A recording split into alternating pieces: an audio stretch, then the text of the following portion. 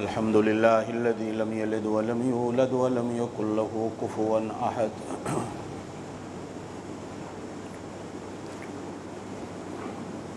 अल्हम्दुलिल्लाहिल्लज़ी lump यत्तखिज़ वलदन वलम यकुल लहू शरीकुन fill मुल्क वलम यकुल लहू वलिय्युम मिनज़-ज़ुल्लि वकब्बिरहु तकबीरा। अशहदु अल्ला इलाहा इल्लल्लाहु वहदहु ला शरीक लह व अशहदु अन्न सय्यदना व सनदना व नबियना व हबीबना व शफीअना मुहम्मदन अब्दुहु व रसूलुहु सल्लल्लाहु अलैहि व अला आलिहि व अस्हाबिहि व बारक व सल्लम तस्लीमन कसीरन कसीरा। अम्मा बादु अऊज़ु बिल्लाहि मिनश शैतानिर रजीम। बिस्मिल्लाहिर रहमानिर रहीम। व इज़ जअलनल बैता मसाबतल लिन्नासि व अमनन वत्तखिज़ू मिन मक़ामि इब्राहीम मुसल्ला। वक़ाल अल्लाहु तआला वअज़्ज़िन फ़िन्नासि बिलहज्जि यातूक रिजालन व अला कुल्लि ज़ामिरिन यातीन मिन कुल्लि फ़ज्जिन अमीक़ लियशहदू मनाफ़िअ लहुम व यज़कुरु इस्मल्लाहि फ़ी अय्यामिन मालूमात अला मा रज़क़हुम मिन बहीमतिल अनआम फ़कुलू मिन्हा व अतइमुल बाइसल फ़क़ीर। सदक़ल्लाहुल अलियुल अज़ीम व बल्लगना रसूलुहुन नबियुल करीमुल उम्मियुल अमीन व नहनु अला ज़ालिका लमिनश शाहिदीन वश्शाकिरीन वल्हम्दुलिल्लाहि रब्बिल आलमीन। अल्लाहुम्मा सल्लि अला मुहम्मदिन व अला आलि मुहम्मदिन कमा सल्लैता अला इब्राहीम व अला आलि इब्राहीम इन्नका हमीदुम मजीद। अल्लाहुम्मा बारिक अला मुहम्मदिन व अला आलि मुहम्मदिन कमा बारकता अला इब्राहीम व अला आलि इब्राहीम इन्नका हमीदुम मजीद।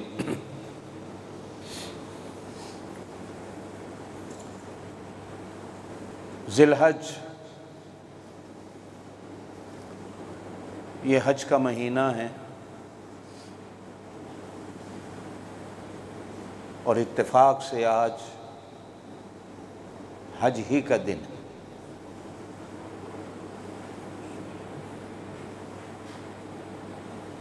एक हदीस पाक में इरशाद फरमाया गया कि पूरे साल में हज के दिन से अफजल कोई दिन नहीं।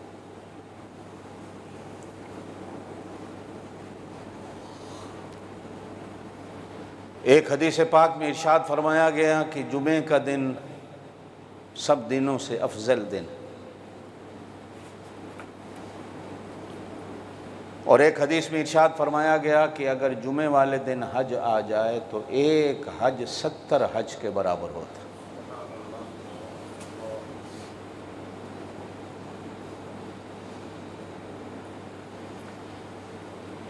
हाजी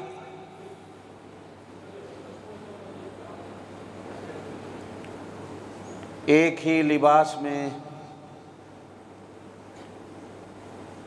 एक ही किस्म का गुन गाते हुए,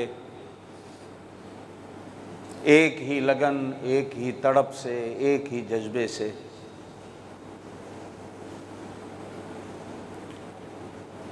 आज मैदान अरफात में पहुँचते हैं, जो हज का सबसे बड़ा रुकन है।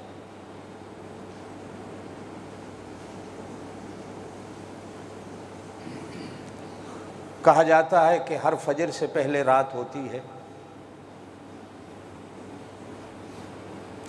रात के बगैर फजर ही नहीं होती, लेकिन कल जो फजर होगी उसकी रात कोई नहीं।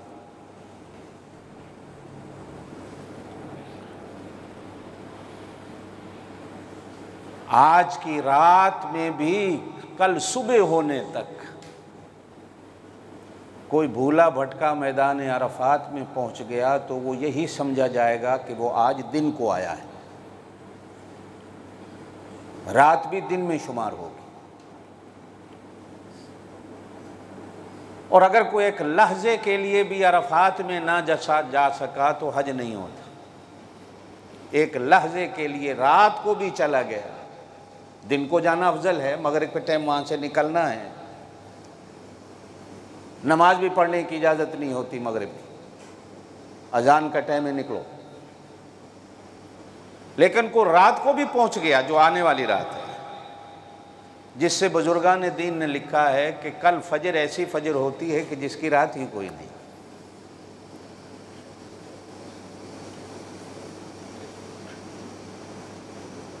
अराफात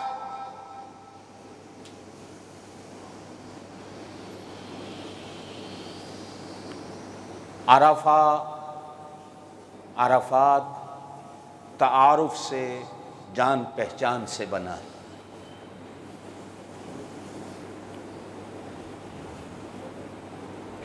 जो हाजी अराफात में पहुंचता है वो अपने अल्लाह को पहचान लेता।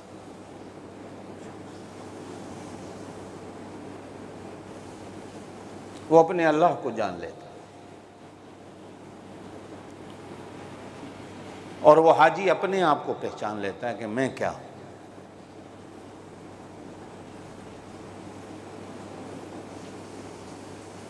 कुरान पाक में एक सूरत है, सूरत का नाम ही सूरह हज है। 17वें सिपारे का दूसरा आधा पूरी सूरह हज।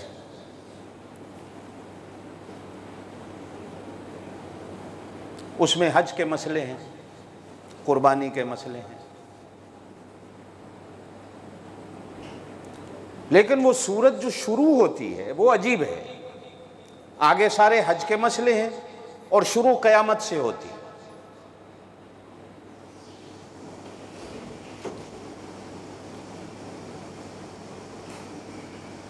मैं सुबह से इसी फिक्र में था कि मसले हज के हैं, नाम भी सूरह हज है, लेकिन इब्तिदा क़यामत से। ये क़यामत और हज का क्या जोड़ है?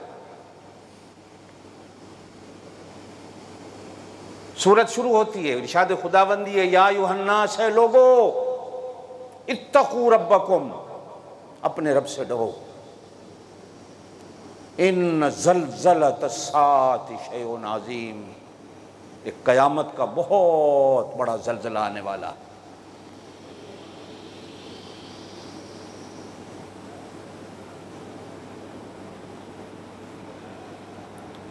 एक क़यामत का बहुत बड़ा दिन आने वाला। ऐसा दिन कि दूध पिलाने वालियां अपने बच्चों को दूध पिलाना भी भूल जाएंगी। वतज़अ कुल्लु ज़ाति हम्लिन हम्लहा, जिनके पेटों में बच्चे होंगे, जब क़यामत का ज़लज़ला आएगा तो उनके हमल भी गिर जाएंगे, बच्चे भी गिर जाएंगे।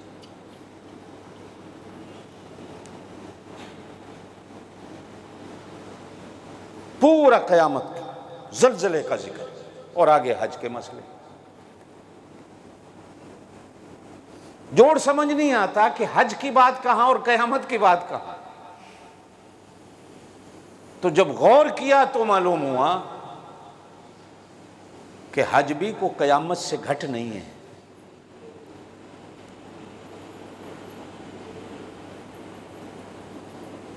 हज का दिन भी को क़यामत के दिन से कम नहीं है। बल्कि बाज़ लोगों ने तो यहां तक भी लिख दिया कि जहां हज होता है क़यामत भी वहीं होगी।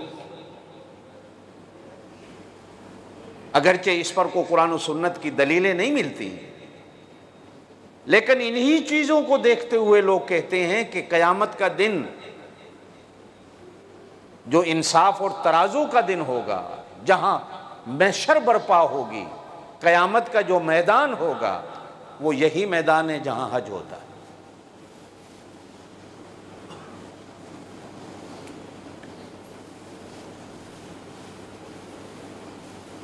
क़यामत सिर्फ डर और खौफ का नाम नहीं है। कि मैं क़यामत को सिर्फ इसी पे रखूं कि वह डर और खौफ का नाम है। क़यामत तो जज़ा का भी दिन है, अल्लाह से इनाम लेने का भी दिन है। दुनिया में आपने जो कुछ किया है उसका इनाम मिलने का दिन है। बल्कि यूं मैं कहूं तो गलत नहीं होगा कि क़यामत आएगी तो बंदा अल्लाह का दीदार कर सकेगा, क़यामत नहीं होगी तो अल्लाह को कैसे देखेगा। गोया कि क़यामत ऐसा पुल है कि जिस पर चढ़कर इंसान अपने अल्लाह को देखे। हम और आप जिन्होंने अपने नबी पाक सल्लल्लाहु अलैहि वसल्लम की ज़ियारत नहीं की, क़यामत का पुल पार करेंगे तो हमें क़यामत के दिन हुजूर सल्लल्लाहु अलैहि वसल्लम की ज़ियारत होगी। हमने जन्नत को नहीं देखा भाई, क़यामत का पुल पार करेंगे तो जन्नत को देखेंगे।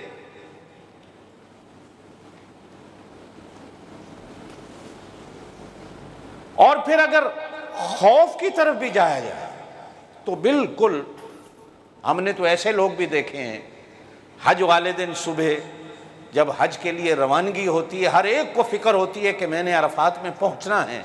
वो अपने बीवी को भी भूल जाता है, वो अपने दोस्तों को भी भूल जाता है, बस एक ही लगन और मगन होती है कि किसी ना किसी तरह अरफात पहुंचो ताकि मेरा हज हो जाए, मैं रह ना जाऊं।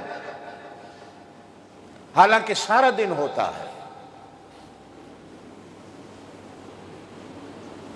लेकिन हाजी जिसको 9-10 बजे तक बस न मिले अरफात में जाने की, वो क़यामत बर्पा कर देता है कि लोग पहुंच गए हैं, मैं अभी तक अरफात क्यों नहीं जा सका। मुअल्लिम के दफ्तर में लड़ाइयां होती, लोग चले गए धक्कम पेल, छतों पे दुनिया जा रही है, खड़ी जा रही है, पैदल जा रही है, बस एक लगन होती है कि मैं कहीं पीछे ना रह जाऊं। बल्कि हुजूर सल्लल्लाहु अलैहि वसल्लम की जो सुन्नत है हमारे यहाँ तो वाजिब है, इमाम अबू हनीफा रहमतुल्लाह के नज़दीक, कि कल का जो दिन गुजर गया 8 ज़िलहज जिसे कहा जाता है, अरफात के नज़दीक पहुंच जाओ, जिसको मीना कहते हैं, पहले जाके बैठ जाओ ताकि अगला सफ़र तुम्हारा नज़दीक हो जाए।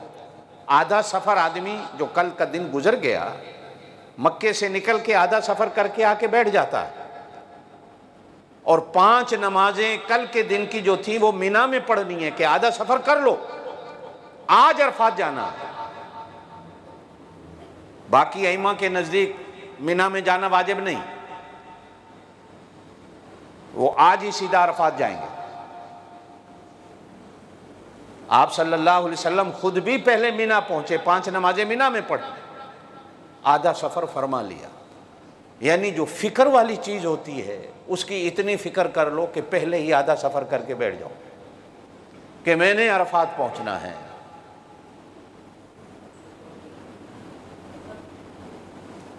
और इसीलिए कहा गया है कि हाजी हज पे जाने से पहले अपने नाराज़ दोस्तों को राज़ी करके जाए,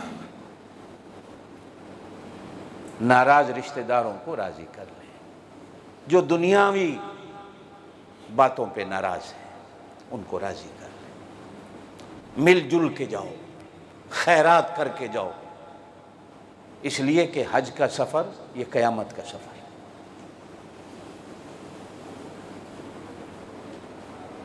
ये जब गांव से चलता है फूलों के हार पहन लेता है, जब वहाँ पहुँचता है, जब थकावटें आती हैं ना, भागना पड़ता है, दौड़ना पड़ता है, तो फिर हाजी को पता चलता है कि पागल समझे ना मेरे गल में फूलों दे हार पाए। यहाँ आए तो पता चले कि हज किस चीज़ का नाम।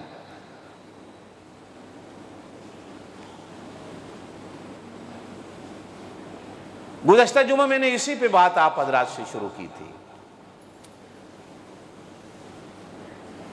हर इबादत आसान है, किसी इबादत में शरीयत ने मुश्किल नहीं रखी। कलमा इबादत है, पढ़ते रहो, कोई मुश्किल नहीं, पढ़ लो ला इलाहा इल्लल्लाह। ये मुश्किल उस वक़्त था जब बिलाल ने पढ़ा था,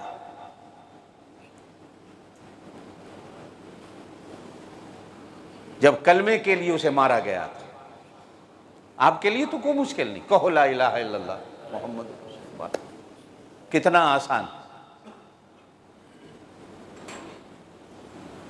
नमाज भी कोई मुश्किल नहीं।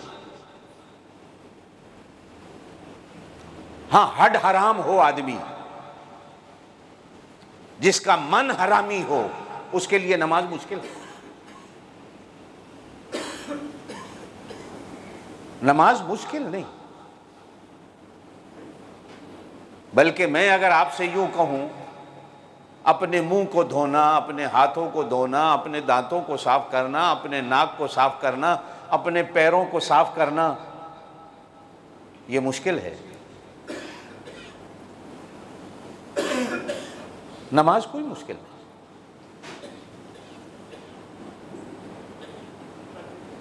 रोजा रखना भी कोई मुश्किल नहीं। हाँ, एक मजदूर आदमी सारा दिन मजदूरी करता है, लोहा कूटता है, रोडों पे काम करता है,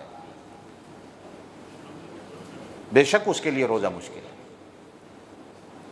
लेकिन ये मैं रोजों में बात कर चुका हूं कि आप तक आपने सुना कोई नहीं होगा कि रोजा रखने वाला मजदूर रोजे की वजह से मर गया हो, ये आपने नहीं सुना होगा। ज्यादा खा के मरना तो सुना होगा कि ज्यादा खाया मर गया, लेकिन यह आपने कभी अपनी जिंदगी में नहीं सुना होगा कि फलां ने रोजा रखा, रोजे की वजह से वो मर गया। नहीं, मैंने अपनी जिंदगी में नहीं सुना कि कोई रोजे से मर गया हो। हमारे बाप दादा रोजे से गंदम भी काटते थे, थ्रेशर उस जमाने में नहीं थी, गंदम की सफाई भी करते थे, रोजे से खेत खलिहान में काम भी लोग करते थे, और माशाल्लाह उनकी सेहतें भी थी, उनकी उम्रें भी लंबी हुई। ज़कात देना, चूंकि हम कमजोर ईमान वाले हो गए, थोड़ा मुश्किल लगता है जेब से पैसा जाना, लेकिन अगर कोई इसकी हकीकत पे भी गौर करे तो ये मुश्किल नहीं, बल्कि ज़कात देना तो अपने माल को पाक करना। जो ज़कात देता है वो अपने माल को पाक करता है। चोरी डकैती से भी अपने माल की हिफाजत करा लेता है। और मैं दावे से कहता हूं, जो बंदा ज़कात नहीं देता उसकी चोरियां होती हैं, डाके पड़ते हैं, उसका माल लुटता है, उसका नुकसान होता है। जो ज़कात देता है, अल्लाह पाक चोरों से भी उसके माल और उसके घर को महफूज रखता है।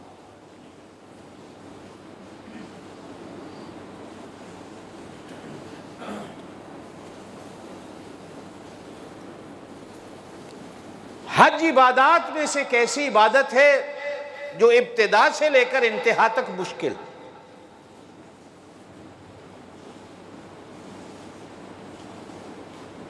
कलमा आप कहीं भी पढ़ लें, नमाज आप कहीं भी पढ़ लें, ज़कात आप कहीं भी दे दें, दफ्तर में नमाज पढ़ लें, रोड पे पढ़ लें, बाग में पढ़ लें, रेत पे पढ़ लें, पहाड़ पे पढ़ लें, हो जाएगी।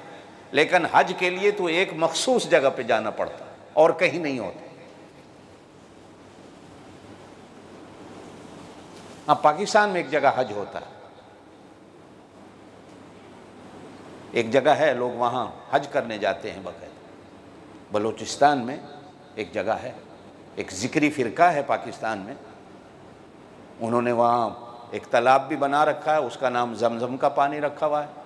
एक घर बनाया हुआ है जिसके इर्द गिर्द औरतें मर्द नंगे हो के तवाफ़ करते हैं, वो उसको हज कहते हैं।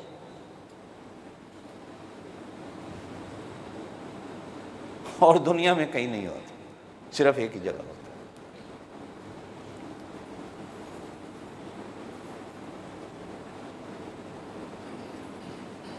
उस शहर को कहा जाता है मक्का। कहो क्या?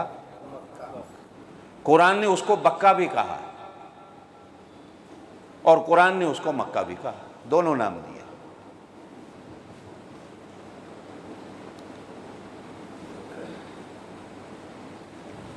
ऐसा होलसेल का वो बाजार है जिसे मक्का कहा जाता है। दुनिया में आप कहीं नहीं सुनेंगे, एक दो तो लाख ले लो, पूरी दुनिया में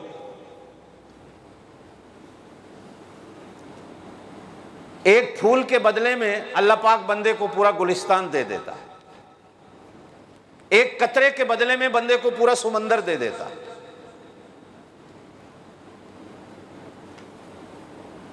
एक नमाज लाख नमाज का सवाब, एक रोजा लाख रोजे का सवाब, एक तस्बीह लाख तस्बीह का सवाब, एक कुरान ख़त्म लाख कुरान ख़त्म का सवाब, एक पैसा अल्लाह की राह में दिया लाख पैसा खर्च करने का सवाब। दुनिया में आपने ऐसी कोई मार्केट नहीं देखी होगी जहां लाख% बंदे को मुनाफा होता।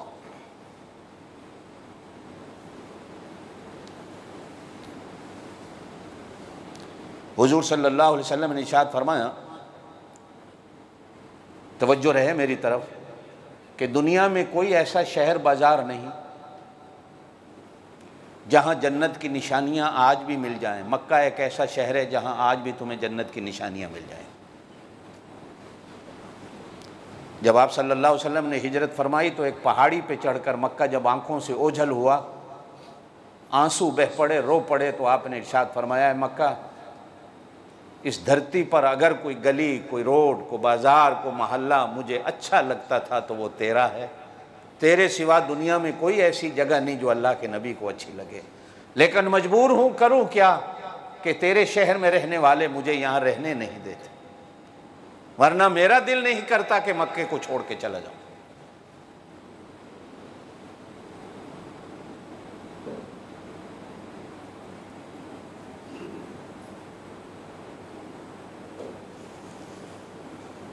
आज भी हुजूर सल्लल्लाहु अलैहि वसल्लम ने फरमाया, आज भी बात सच्ची साबित होती है कि जिसने जन्नत की निशानियां देखनी है वहां जाके देख।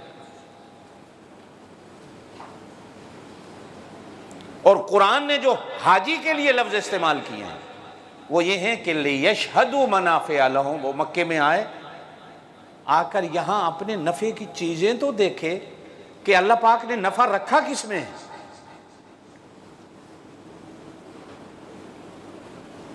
भाई बेशक तेरी दुकान से तेरा रोजगार चलता है, लेकिन इसे नफा न समझ, ये तो एक दुनिया गुजारने का वसीला है। नफा उसको समझ के जहां तेरी कब्र और तेरी आखिरत गुजारने के वसीले अल्लाह ने रखे।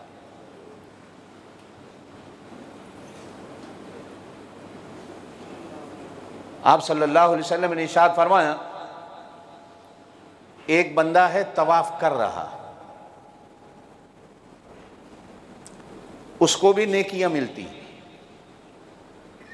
एक है वहां बैठा कुरान पढ़ रहा है, तस्बीह कर रहा है, जिक्र कर रहा है, उसको भी नेकियां मिलती है। एक है ना नमाज पढ़ रहा है, ना जिक्र अज़कार कर रहा है, सिर्फ मुंह चाह के बैठा अल्लाह के घर को देख रहा है, तो हुजूर ने फरमाया, अल्लाह कहते हैं खाली इसको भी ना लौटाओ, इसलिए कि मेरे घर को बैठा तो देख रहा है।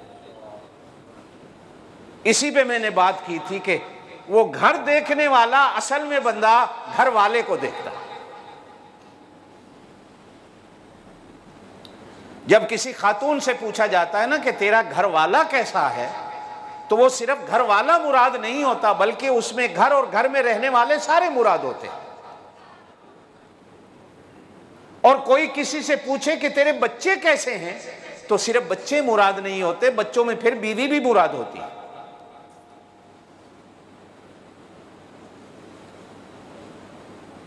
और सियाना बंदों में जब बैठता है, बीवी ने कहा होता है सब्जी लानी है, तो वो दोस्तों में बैठ के कहता है, यार वो बच्चों ने कहा था कुछ सौदे लेने हैं। ये तो नहीं बता सकता कि बीवी ने कहा, कि बच्चों ने कहा था कुछ लेना है, तो वो अपनी बीवी को भी बच्चों में शुमार करता है।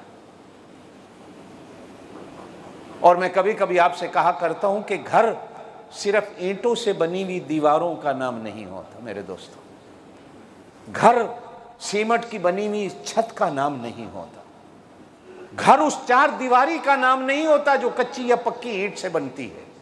घर उसे घर कहा जाता है कि जिसमें चार मुसलमान बंदे अल्लाह के इकट्ठे होकर रहते हों, घर वो घर होता। जिसमें कोई रोने वाला हो, जिसमें कोई बाप दादा हमें डांटने वाला हो,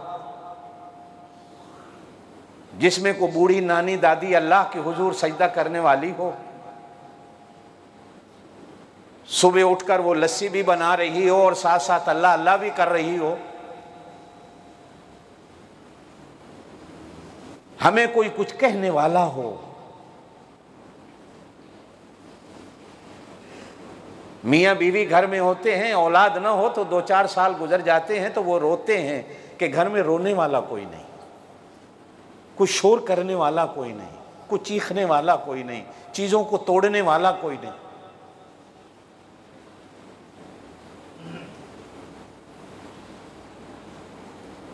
कहते हैं कि जब अल्लाह ने फरिश्तों से अपना घर बनवाया तो अल्लाह पाक ने रहमत की नजर से देखा, एक तजल्ली डाली। बस किताबों में उसका आता है कि तकना, अल्लाह ने तका रहमत की नजर से। शीशा जो होता है ना, उसमें आप नहीं बैठे होते, उसमें आपका अक्स पड़ा हुआ होता है जब आप शीशे को देखते हैं।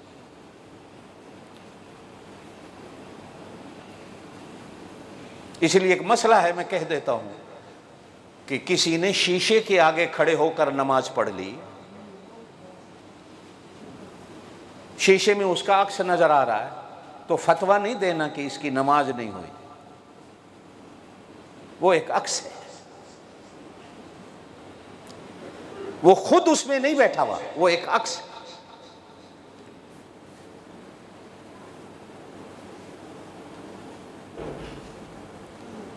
अल्लाह पाक ने भी इस छत पर, इस दीवार पर अपना एक अक्स डाला। और मैं यकीन जानिए मिंबर पे बैठा हूं, मैं कसम भी खा लूं तो गलत नहीं, उन काले पत्थरों में भी देखने वालों ने अपने खुदा को जरूर देखा। बस नजर चाहिए बंदे को, नजर इसका नाम नहीं होता।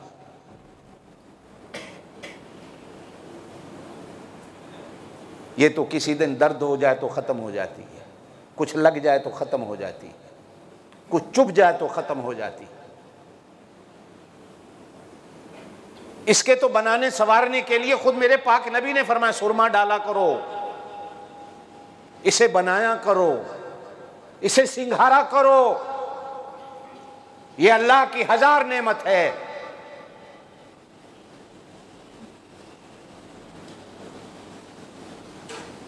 एक नजर यहां होती है बंदे की, जो हमारे पास नहीं।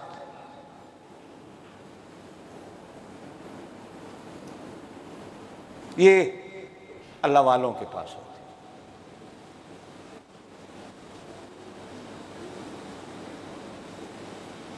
हमारे अब्बा जी मरहूम सुनाया करते थे कि लाहौर में एक बुजुर्ग गुजरे, अल्लाह के वली। सुना था कि अल्लाह ने उनको दिल की नजर दी हुई।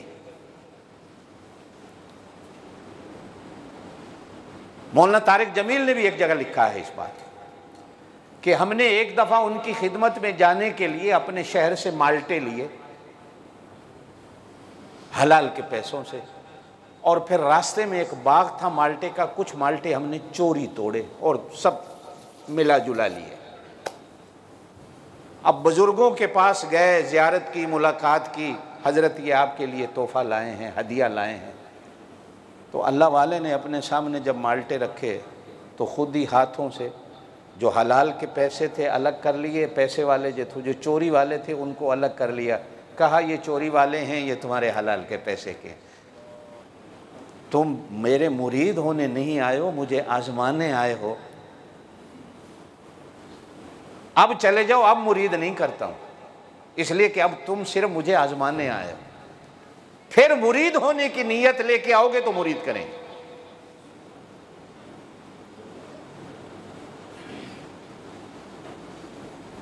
रोटी पकाकर खातून उनके आगे रख देती थी, अगर कोई खिलाने वाली कहीं गए तो रोटी को हाथ में लेकर कहते थे ये बेनमाज औरत के हाथ की पकी है, यह हम नहीं खाएंगे। को 5 वक्त की नमाज पढ़ने वाली हो वो हमारे लिए रोटी। यानी अल्लाह ताला ने ये नजरें दी हुई होती। अगर उम्मती का ये हाल है तो नबी की कितनी बड़ी नजर होगी। मैंने पहले भी आपसे कहा कि हुजूर सल्लल्लाहु अलैहि वसल्लम नमाज पढ़ा रहे थे, एक दफा आप नमाज में ही चल पड़े तो मस्जिद नबी की दीवार तक जा पहुंचे। करीब था कि आप सल्लल्लाहु अलैहि वसल्लम नमाज में हाथ छोड़ देते, फिर आप वापस आ गए, मुसल्ले पे खड़े होकर नमाज को पूरा फरमाया, सलाम फेरा तो सहाबा किराम से पूछा, यारो मुझसे पूछते नहीं हो कि मैं आज नमाज में चला क्यों हूं? अर्ज की अल्लाह और अल्लाह का रसूल जाने। आप खुद ही इरशाद फरमा दे तो हुजूर सल्लल्लाहु अलैहि वसल्लम ने फरमाया, मैं नमाज में खड़ा हुआ तो दीवार पर पूरी जन्नत मेरे सामने आ गई। जन्नत के मुझे अंगूर नज़र आए, मुझे अनार नज़र आए, मुझे जन्नत के फ्रूट, मेरा दिल चाहा कि आगे जाकर तोड़ लूं और तुम्हें खिलाऊं। लेकिन जब मैं आगे पहुंचा तो ख्याल आया मैं तो नमाज में खड़ा हूं। अगर मुझे तुम्हारी नमाज का ख्याल ना होता, फिक्र न होती, तो अल्लाह की कसम है आज मैं तुम्हें जन्नत के मेवे जमीन पे खिला देता।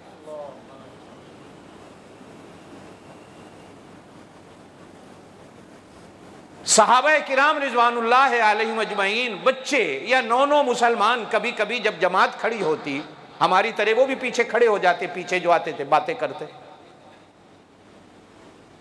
जैसे हम तरावी में करते।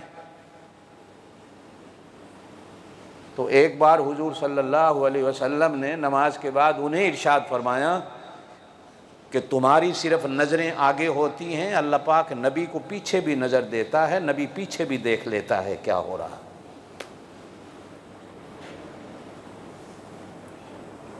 ये नमाज में पीछे खड़े होकर शरारतें ना किया करो।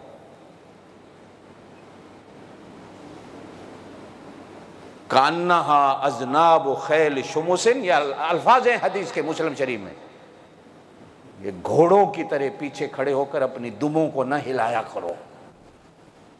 नमाज पढ़ने आए हो तो नमाज में खड़े हुआ करो, मैं पीछे भी देख लेता हूं तुम क्या करते।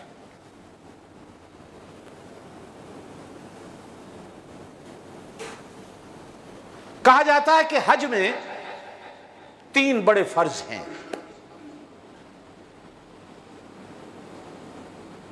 हज की किस्में भी 3 होती हैं। चलो आज मैं आपको हज पे ले चलता हूं। हज की 3 किस्में, अल्लाह आपको हाजी बनाया, आमीन कह दो। इंशाअल्लाह जाओगे तो मेरी बातें याद रखना। हज की 3 किस्में होती हैं। एक को हज इफराद कहा जाता है, एक को हज तमत्तो कहा जाता है, एक को हज किरान कहा जाता है। 3 किस्म के हज होते हैं। हाजी बेचारे जाते हैं, पता ही नहीं होता। फिर हज में 3 फर्ज हैं। सबसे पहला और बड़ा फर्ज हज में होता है एहराम बांधना। यह हज का फर्ज। और आम तौर पर आप और मैं समझते हैं कि एहराम सिर्फ इन चादरों का नाम होता है कि एक धोती के तौर पर बांध ली और एक बंदा ऊपर ले लेता है। नहीं, बेशक शामिल है इसमें, लेकिन असल एहराम नियत का नाम होता है कि चादरें बांधकर नियत करना कि मैं हज के लिए रवाना हो रहा हूं। वरना ये चादरें तो आप थाईलैंड में चले जाओ, वियतनाम में चले जाओ, कंबोडिया में चले जाओ, श्रीलंका में चले जाओ, आपको ये उनके बुद्धिस्ट के जो पीर फकीर होते हैं वो 2 चादरें पीली रंग की, एक नीचे बांधी हुई होती है, एक ऊपर ली हुई होती है। तो क्या इन्होंने एहराम बांध लिया? आपके मुल्कों में मलंग जो होते हैं वो धोती बांध के फिर रहे होते हैं, क्या उन्होंने एहराम बांधा हुआ होता है? एक देहाती आदमी गर्मी में बैठा है, उसके पास पंखा नहीं, बिजली नहीं, लोड शेडिंग है, उसने एक धोती नीचे बांधी हुई होती है, तो किसी किसी टाइम एक धोती वैसे रखी हुई होती है, कंधे पे रख लेता है, तो क्या उसने एहराम बांधा हुआ होता है?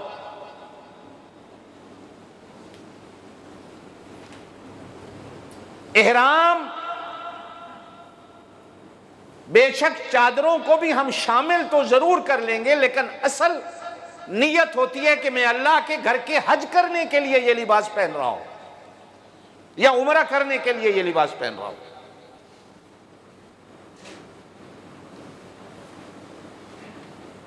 सबसे पहले अल्लाह पाक बंदे का लिबास उतरवाता है।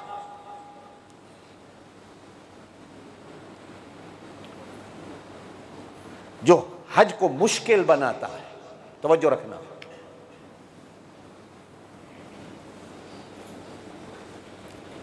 जब बंदा दुनिया में आता है ना, नंगा आता है तो एक ही चादर में उसे लपेट दिया जाता है, और जब बंदा दुनिया से जाता है तो भी लिबास उतार कर उसे चादरों में लपेट दिया जाता है।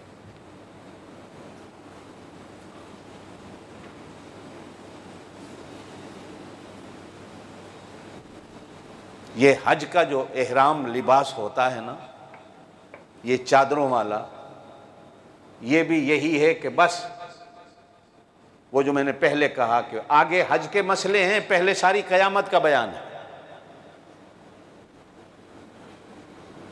कि ये देख लो खाली आए हो खाली जाना है। ये तो अब आकर उलमाए मुताखिरीन जो इस दौर के उलमा है उन्होंने हाजी को घड़ी की भी इजाजत दे दी, हाजी को पर्स लटकाने की भी इजाजत दे दी कि अपना सामान संभाल लो। वरना पुराने मुतकद्दिमीन उलमा जो गुजरे वो कहते थे ये हाजी है या अपना सामान संभालने आया है, ये हाजी है या घड़ी बांधने के लिए आया है। हर चीज से मावरा हो जाओ। जैसे दुनिया से जाने वाला खाली हाथ होता है, गुस्ल से पहले ही उसकी अंगूठी भी उतार लेते हो, उसकी घड़ी भी उतार लेते हो, उसकी जुराबे भी उतार लेते हो, उसके दस्ताने भी उतार लेते हो, उसकी हर चीज को उतार लेते हो और वो खाली जा रहा होता है।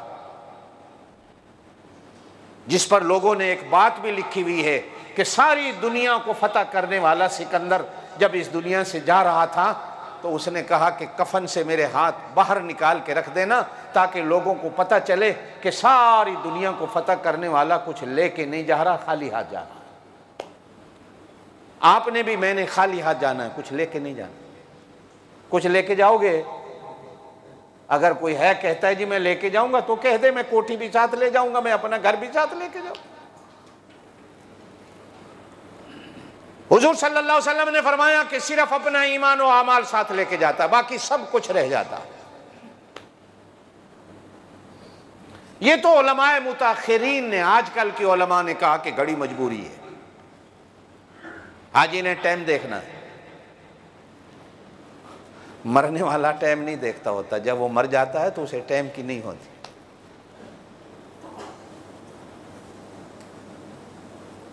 तो कहा गया कफन नुमा एक लिबास पहनो।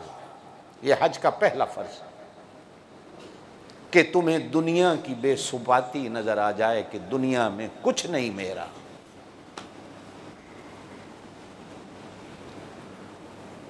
और वो गवर्नमेंट भी, ये मुअल्लिम के दफ्तर जो बने, पासपोर्ट संभाल दो, कागजात संभाल दो, वो भी शायद इसलिए बने कि तुम्हारे पास तुम्हारी अपनी कोई चीज ना हो, खाली हो जाए।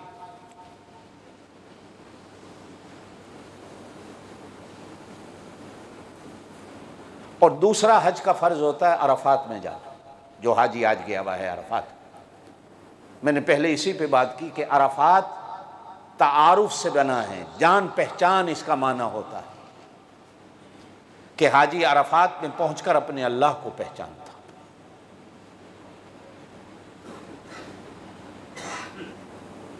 अपने अल्लाह को जानता। या दूसरा माना भी कर लो कि हाजी वहां जाकर अपने आप को जानता।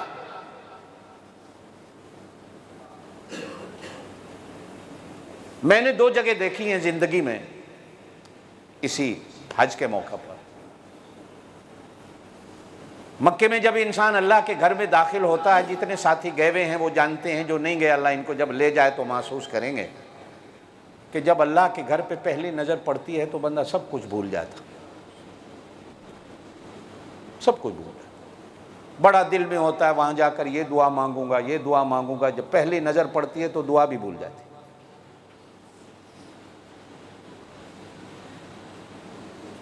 इसी का नाम है अल्लाह को जानना कि मैं अपना आप सब कुछ भूल जाऊं और मुझे मेरा खुदा याद रहे। एक दफा बंदे के पांव हिल जाते हैं, यकीन जाने अल्लाह हजारों बार ले गया, अब भी यही हालत होती है। जब पहली नजर पड़ती है तो पैर और हाथ ऐसे कर रहे होते हैं, मैं आ कहां गया हूं? क्या मेरा मुकद्दर भी था? मैं जब पीछे मुड़कर अपने गुनाहों को देखूं, मैं इस काबिल था, मैं यहां हूं?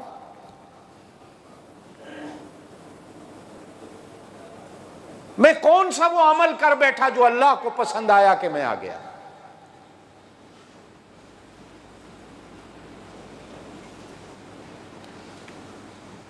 आज हाजी पढ़ रहा होगा लब्बैक अल्लाहुम्मा लब्बैक लब्बैक ला शरीक लक लब्बैक इन्नल हम्द वन निअमत लक वल मुल्क ला शरीक लक।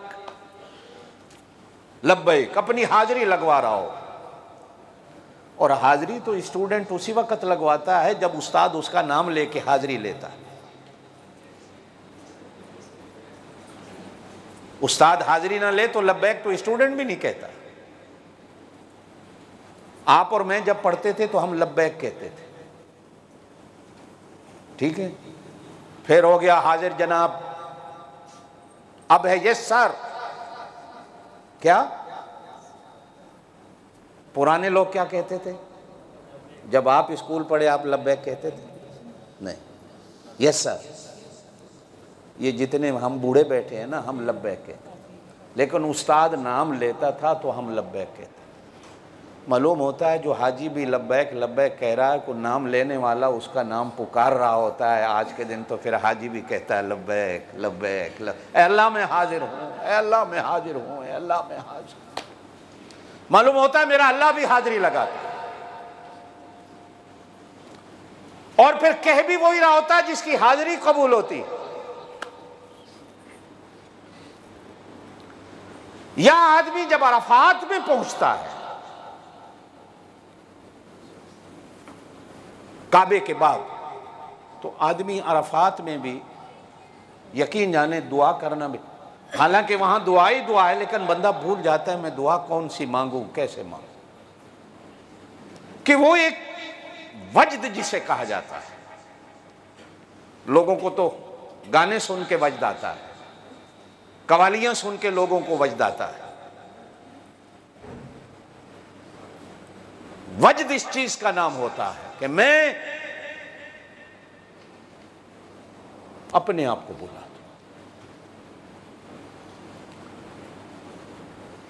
अरफात या अल्लाह का घर। आप सल्लल्लाहु अलैहि वसल्लम ने इरशाद फरमाया 1,24,000 या 40,000 या जितने भी कमो पेश नबी आए, कोई नबी ऐसा नहीं गुजरा जो मैदान अरफात में ना आया हो, और कोई नबी ऐसा नहीं गुजरा जिसने अल्लाह के घर का तवाफ न किया, और कोई अल्लाह का फरिश्ता ऐसा नहीं। कहा 70,000 फरिश्ते रोज तवाफ करने आते, और जो 70,000 एक दफा तवाफ करके चला जाता है, फिर कयामत तक उसकी बारी नहीं आती। आदम अलैहिस्सलातु वस्सलाम की तख्लीक से पहले अल्लाह के फरिश्ते हज करने आते थे, हजारों साल पहले।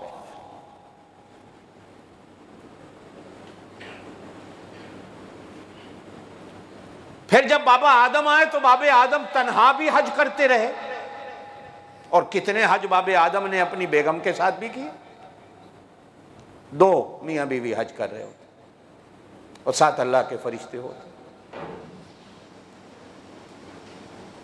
फिर तादाद सैकड़ों तक गई, फिर हजारों तक गई, आज बढ़ते बढ़ते लाखों तक चली गई। सबसे पहले हुजूर सल्लल्लाहु अलैहि वसल्लम ने फरमाया फरिश्ते हज करने आते थे, और साथ ही हुजूर ने यह भी कहा कि फरिश्ते भी एहराम बांध के आते। हालांकि वो नूरानी फरिश्ते हैं, नूर के हैं, वो लिबास से पाक हैं, लेकिन चूंकि अल्लाह ने कयामत तक के लिए एक दस्तूर बनाना था, एक कानून बनाना था, तो कानून की बुनियाद और इब्तिदा ही अल्लाह पाक ने ऐसे ही करवाई कि फरिश्ते भी एहराम बांध किया। हालांकि उस वक़्त मकाम इब्राहिम भी नहीं था। हदीस में आता है मकाम इब्राहिम तो इब्राहिम अलैहिस्सलाम के पैर का निशान है, जहां आज हाजी नफल पढ़ता है। हुजूर सल्लल्लाहु अलैहि वसल्लम ने फरमाया उस वक़्त फरिश्ते भी मकाम इब्राहिम जहां आज है, यहां वैसे ही खड़े होकर नफल पढ़ते थे। उसी जगह पर मकाम इब्राहिम जमीन में ठोक दिया गया। हजरत उमर रज़ी अल्लाह तआला अन्हु के ज़माने खिलाफत में बारिशें आई, सैलाब आ गए, तो तारीख़ में आता है कि मकाम इब्राहिम भी पानी में बह के चला गया। और वहाँ तो पहाड़ का पानी जब आता है इतना तेज़ होता है और इतनी खाइयाँ होती हैं, नाले होते थे, ओ 35-40 किलोमीटर पानी में बह गया मकाम इब्राहिम। उसके बाद उसकी तलाश शुरू हुई, तो 2 महीने के बाद जाकर जब पानी सूखा तो मकाम इब्राहिम 30-35 किलोमीटर बाद दूर जाके मिला।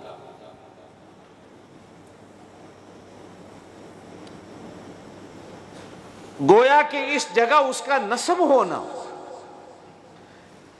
यह भी कुरान कहता है कि अल्लाह की निशानियों में से निशानी है कि जब नहीं था तो भी फरिश्ते यहीं खड़े होकर नफल पढ़ते थे। वत्तखिज़ू मिन मकामी इब्राहीम मुसल्ला, मेरे पाक नबी सल्लल्लाहु अलैहि वसल्लम ने तवाफ फरमाया, कहो सुभान अल्लाह। मेरे पाक नबी ऊंटनी पे सवार होके तवाफ फरमाते हैं। तवाफ से फारिग हुए, सैयदना फारूक आजम रजी अल्लाह ताला अन्हु करीब आए, आके अर्ज की, अल्लाह के रसूल, जोर से कह दो सल्लल्लाहु अलैहि वसल्लम, मेरा दिल करता है मकाम इब्राहिम के करीब आप नफल पढ़ें। हुजूर कहते हैं, उमर अभी तक मेरे अल्लाह का हुक्म नहीं आया, जब अल्लाह का हुक्म आएगा फिर नफल पढ़ूंगा। अभी दोनों बातें खड़े कर रहे हैं कि जिब्राइल अमीन आए और जिब्रील आके कहते हैं, वत्तखिज़ू मिन मकामी इब्राहीम मुसल्ला, मेरा नबी जो उमर कह रहा है यहाँ नफल पढ़ो और ऐलान कर दो कयामत तक जो भी अल्लाह के घर की ज़ियारत करने आएगा आपकी तरह तवाफ करके फारिग होए, जब तक मकाम इब्राहिम पर नफल नहीं पड़ेगा तवाफ कबूल नहीं होगा।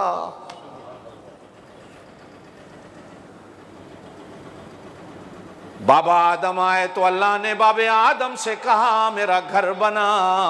हदीसों में आया बाबे आदम अलैहिस्सलाम ने अल्लाह का घर बनाया। अल्लाह ने कहा मेरे घर का तवाफ कर।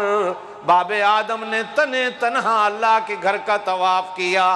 कुछ सालों के बाद अम्मा हवा भी साथ हुई, दोनों मियाँ बीवी तने तन्हा अल्लाह के घर का तवाफ करते हैं।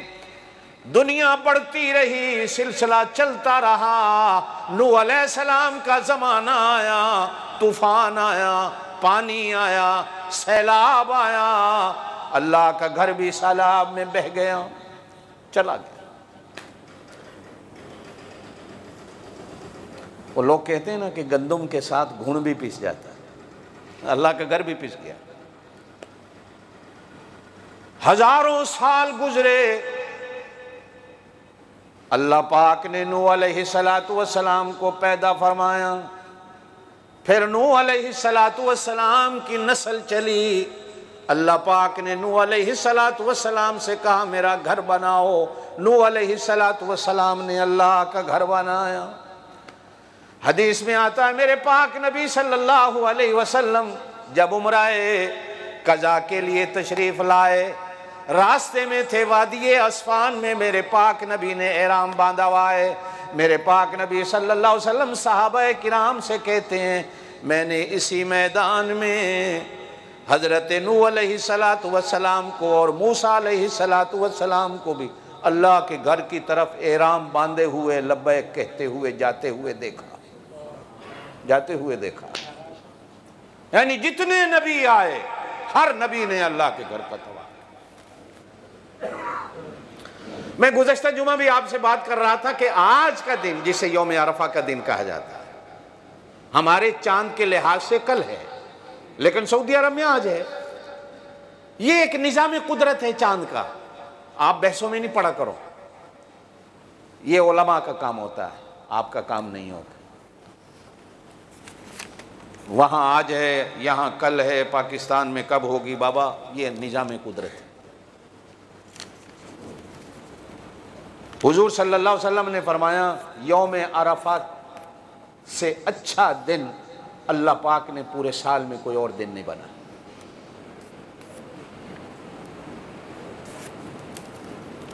फरमाया जो उस एक दिन का रोजा रख ले, साल आने वाला, साल जो गुजर गया, 2 साल के अल्लाह गुनाहों को माफ कर देते। हाजी नहीं, हाजी तो अल्लाह का मेहमान है, आप और हम जो बाहर रहते हैं। यौम आरफा के दिन का रोजा रखें। ये जो 10 रातें जिनसे हम गुजर रहे हैं, कुरान पाक में अल्लाह पाक ने इन 10 रातों की कसम भी खाई और हदीस में इरशाद फरमाया रमज़ानुल मुबारक की रातों के बराबर दर्जा रखने वाली ये रातें। वल फज्र पूरी सूरत है कुरान में।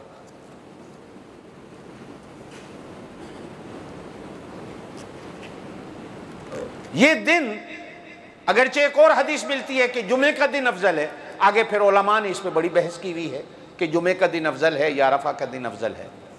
मैं उस तफसील में नहीं जाना चाहता, ये उलमा का काम है। अरफा का दिन जो हज का दिन होता है, वो सारे साल के दिनों में सबसे अफजल दिन है।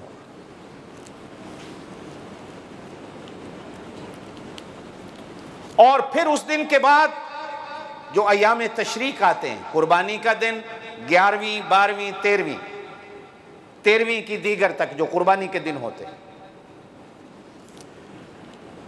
ये दिन फिर जुमे के दिन के बाद पूरे साल में सबसे ज्यादा दर्जे और मर्तबे वाले दिन होते हैं। ये अल्लाह की मेहमानी के दिन होते हैं। इन दिनों में रोजा रखना भी हराम है। अल्लाह का दस्तरखान लगा है, खाओ पियो, जिन्हें हम कुर्बानी के दिन कहते हैं।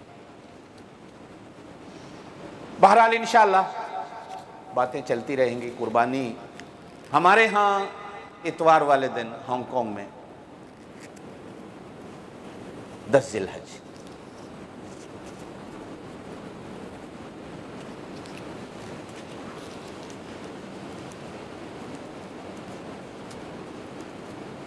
कुर्बानी की पहली नमाज ईद उल अज़हा की हमारे यहाँ 7:30 बजे, दूसरी 8:30 बजे होगी।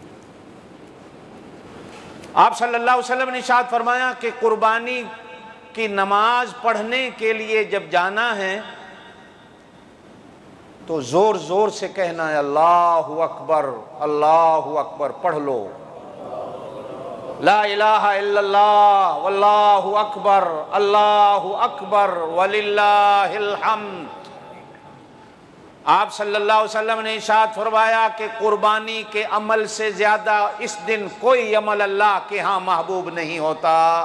और अल्लाहु अकबर पढ़ना कुरान की तिलावत से, जिक्र से, दरूद से भी इस दिन ये अफजल होता है कि मैं अल्लाह की बढ़ाई को जोर जोर से बयान करूं कि अल्लाह सबसे बड़ा है। सारा दिन, लेकिन ख़ास तौर पर जब ईद की नमाज पढ़ने जाना है, ईद की नमाज पढ़ के निकलना है, तो हदीस में आता है रास्ते में अल्लाह के फरिश्ते बैठे होते हैं। बंदा जब तकबीर पढ़ता है तो अल्लाह अपने फरिश्तों से पूछता है, जानते हुए ये क्या कहता जा रहा है मेरा बंदा? तो फरिश्ते कहते हैं अल्लाह तेरी बढ़ाई और बुजुर्गी को बयान करता चला जा रहा है। तो अल्लाह पाक फरिश्तों से कहते हैं रास्ते पे बैठे हो ना, सुन लिया ना, अल्लाह सुन लिया, गवाह हो जाओ, मैंने इसको आज बख्श दिया, मैंने आज इसको बख्श दिया, इसके सारे गुनाह मैंने माफ कर दिए। बल्कि एक हदीस में यहां तक भी मिलता है मैंने इसको ऐसे कर दिया है जैसे मां के पेट से निकल के आ जाया, ऐसे हो जाता है बंदा। तो ये दिन उसकी रहमत है, उसका करम है कि वो हमारे बख्शिश के लिए कभी रातें ऐसी बनाता है, कभी दिन ऐसे बनाता है, कभी महीना एक पूरा ऐसा बना देता है कि मैं अपने बंदों को बख्शूं। किस तरह एक बहाने हैं, एक तरीके हैं उसके। तो मेरे दोस्तों, ये दिन जिन दिनों से आप गुजर रहे हैं, ये इंसानी तारीख के सबसे अफजल दिन है।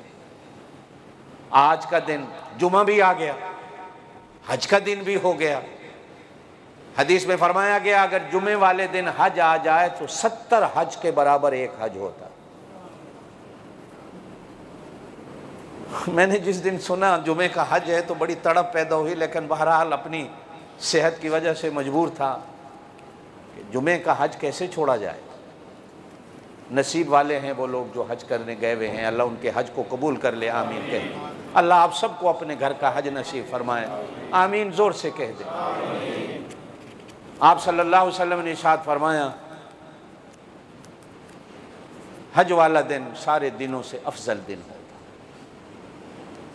वो आज कभी आप शुमार कर लें, कल कभी आप शुमार कर लें। जिसने आज रोज़ा नहीं रखा वो कल का भी रख ले, जिसने आज रखा है वो कल का भी रख ले, उसके दो हो जाएंगे। जिसने आज नहीं रखा वो कल का रख ले, उसका एक हो जाएगा। तो अल्लाह पाक के यहाँ ये दिन और इस दिन का रोज़ा बहुत अफजल दिन होता है। इंशाअल्लाह पहली ईद की नमाज़ 7:30 बजे होगी, दूसरी ईद की नमाज़ 8:30 बजे होगी।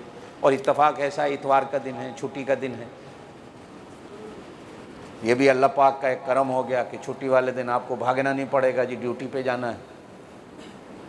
तो कुर्बानी की बातें, कुर्बानी क्या है ज़िंदगी रही तो इंशाअल्लाह इतवार वाले दिन ईद से पहले कुर्बानी के मसाइल को बयान करेंगे। कुर्बानी हमारी शरीयत में क्या दर्जा रखती है। अल्लाह पाक आपको मुझे अमल की तौफीक नसीब फरमाए। सुबहान रब्बिक रब्बिल इज़्ज़ति अम्मा यसिफून व सलामुन अलल मुरसलीन वल्हम्दुलिल्लाहि रब्बिल आलमीन। एक